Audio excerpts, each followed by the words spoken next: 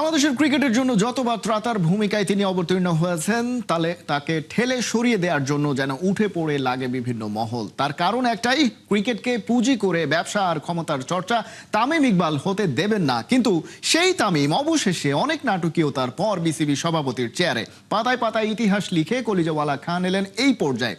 ইতিহাসের সেই পৃষ্ঠাগুলো উল্টে পাল্টে দেখার চেষ্টা থাকছে রিপোর্টে। টাইমলাইনে চড়ে ফেরা যাক একটা প্রেস কনফারেন্সে। তামিম ইকবাল খান, সেই পরিচিত ক্যাপ, চোখে জল, ধরে আসা ভারী কণ্ঠ আর ঝুপঝুপ করে নেমে আসা স্টিল ক্যামেরার ফ্ল্যাশ। মাত্র 34 বছর বয়স মিস্টার খান জানালেন ক্রিকেট থেকে যাচ্ছেন অবসরে। আরেকটা সিনারিও, বিশ্বকাপ খেলতে পারছেন না, রটানো হয়েছে তার ইনজুরির বানোয়াট গল্প।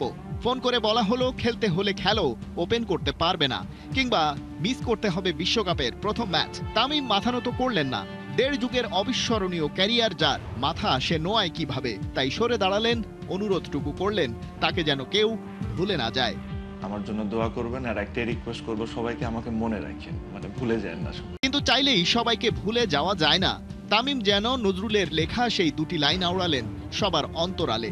আমি চিরতরে দূরে চলে যাব, তবু আমারে দেব না ভুলিতে। তামিমকে সত্যিই ভুলে যাওয়া গেল না, কারণ তো একটা নয়।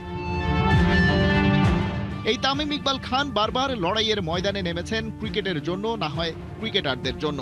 প্রথমত তিনি দেশের ইতিহাসের সেরা ওপেনার, নামের পাশে 15,000-এর বেশি ইন্টারন্যাশনাল রান। তারপর তিনি দুর্দান্ত ক্যাপ্টেন। মাশরাফি বিন মর্তুজার রেখে যাওয়া ওয়ানডে দল তখন সারা দুনিয়ার কাছে সমীহ কুড়াচ্ছে, যেটার নেতৃত্বে তামিম ইকবাল খান। ওই দলটাকে উপমহাদেশের কন্ডিশনে হারায় সাধ্যকার।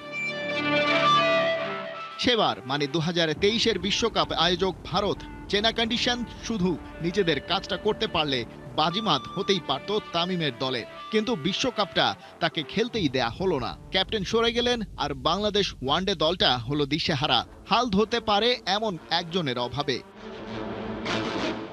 ক্রিকেট থেকে তামিমকে দূরে সরানোর চেষ্টা আরও বেশি ব্যর্থ হলো, কারণ তিনি যোগ দিলেন কমেন্ট্রি বক্সে। তার অ্যানালাইসিস সারা দুনিয়ার নজর কাড়ল। মনের দিক থেকে যে চ্যাম্পিয়ন, সে তো সবখানে সেরা হবেই। তবে ক্রিকেটের পাশাপাশি ক্রিকেটারদের নিয়েও কাজ করতে চাইলেন তামিম ইকবাল, হয়ে উঠলেন ক্রীড়া সংগঠক। নির্বাচনের লড়াইয়ে গণতান্ত্রিক উপায়ে আসতে চাইলেন বোর্ডে, কিন্তু সেখানেও রাজনীতি আর ক্ষমতার জটিল ছক। তামিম সহ ক্লাব ক্রিকেটের সাথে জড়িতরা সরে যেতে বাধ্য হলেন সেই নির্বাচন থেকে।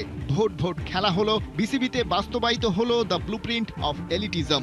ফিক্সিং বন্ধ করা লাগবে, আগে ইলেকশনের ফিক্সিং বন্ধ করেন, পরে ক্রিকেটের ফিক্সিং বন্ধ করার চিন্তাটা করি। কিন্তু তামিম তো শুধু একটা নাম নয়, এটা বরং একটা আইডিওলজি, যা সব সময় ক্রিকেটের পক্ষে, ক্রিকেটারদের পক্ষে লড়াইয়ের কথা বলে। হারিয়ে গিয়েও ফিরে ফিরে আসে ফিনিক্স পাখির মতো। কদিন আগেও ক্রিকেট পাড়ায় যার আনাগোনা ছিল খুব কম, সেই তামিম ঠিকই ফিরে এলেন, বসলেন সভাপতির চেয়ারে। বলা ভালো, তাকে বসানো হলো দেশের ক্রিকেট আর ক্রিকেটারদের বাঁচাতে। টাইগার ক্রিকেটও তামিমের মতো দুর্বল হয়ে ঘাসের কাছে নেমে আসে, কিন্তু ফুরিয়ে যায় না কখনোই।